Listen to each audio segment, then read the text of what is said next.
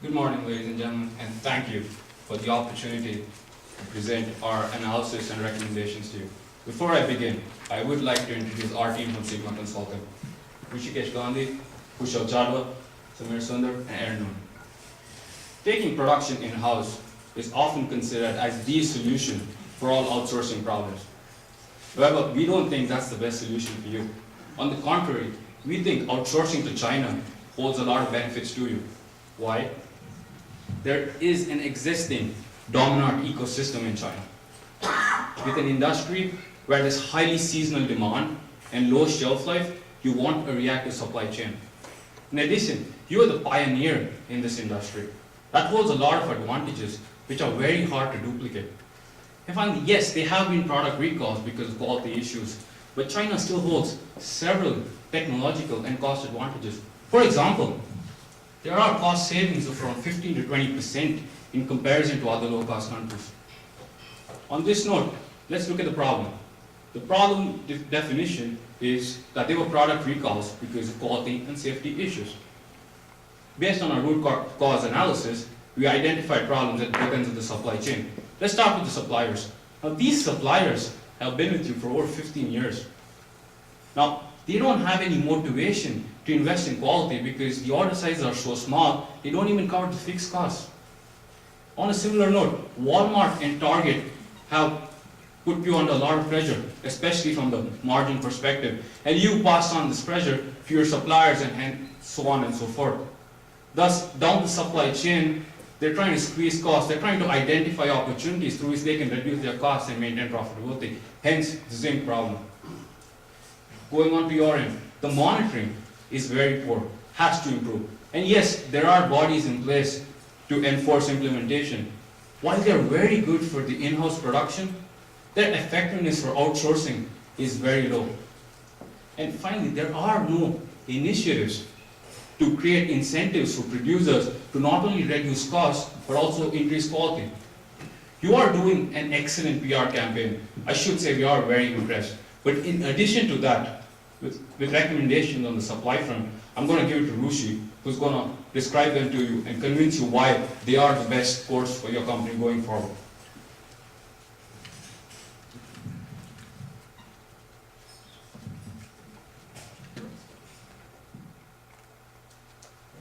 Thank you, Sri, and good morning, everybody. Before we delve into recommendations, I want you all to focus on three important aspects: quality and safety issues, lack of internal controls, and lack of incentives to suppliers. On that note, we would like to delve into our recommendations. We start with the short-term recommendation of forming regional audit teams comprised of the Simco staff. This team will be tasked with classifying the suppliers from high, medium, and low level of risk of exposure to the current recall issues. Based on this, the team will go to the suppliers and conduct stringent audits of the suppliers based on the manufacturing principles that the company already has in place. Also, it is important to note that the current monitoring committee is very efficient in working inside the organization, but this needs to be scaled outside the organization as well. And for that, we recommend creating an action plan and communicating that plan using the senior executive dialogue with the suppliers to let them know what the company expects from them. And also make sure that the suppliers know that there will be disciplinary action, like terminating the contract if the suppliers do not comply. What this does for the company is it helps consolidate the issue and contain it to a more controllable level in the industry instead of letting it percolate to other products as well. And also, it operationalizes your internal capabilities and scales it to the second and third tier suppliers as well.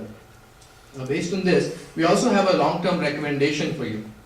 This is to stay in China and use the existing infrastructure for dominants that you have already in place in China, and also take a hard look at the suppliers and rationalize the supply base.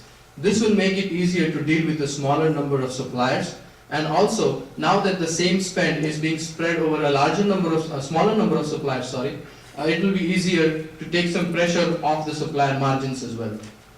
What this does for crypto is that it increases the monitoring efficiency and also reduces the cost of monitoring and compliance, because now you're dealing with a smaller number of suppliers. And it also provides crypto an opportunity to deal with the suppliers, to foster innovation and a long-term supplier development relationship. In terms of enforcing compliance, we recommend having a scorecarding system which asks, among other questions, the questions about the quality of the supply. And a quality scorecard that looks just like this, shown here, says that you measure the supplier's acceptance rate per lot, the product acceptance rate, the corrective and preventive action requests raised in this period and those that have been dealt with so far. And also one of the important aspects of this scorecard is the quality audit reliability of the supplier, which measures how reliable is their quality audit process, so that you know how they deal with their suppliers, and then you can scale your process towards your second and third tier suppliers as well. Based on this, the third point that I started with was giving incentives to suppliers. We recommend moving from an order-based model to buying capacity with the suppliers. What this does for the suppliers is that now they do not have to worry about small order quantities or a seasonal demand. They can get assured quantity over the year, and so they have better forecasting and better planning of their own production capabilities. And this takes some pressure off of their business and helps create a win-win situation between you and the suppliers. It also improves quality and motivates the supplier to get aligned with the quality plan of crypto. One of the important aspects of being in China is that of 1Z. 1Z means developing relationships, and Chinese business relationships go beyond business to more personal level of relationships as well. Especially when the suppliers are good in dealing with the local government, we recommend having 1Z concept in China to have better incentives for the supplier to work with you. Before I leave you all, I want you all to focus on one important aspect that is going to help put our recommendations in perspective. With Dominards, your customers are kids, little children below the age of 12, which means that any business decision you make does not just remain a business decision, but gets translated into the decision of being a good corporate citizen. You really have to think what mistakes you can afford to make and what mistakes you cannot afford to make.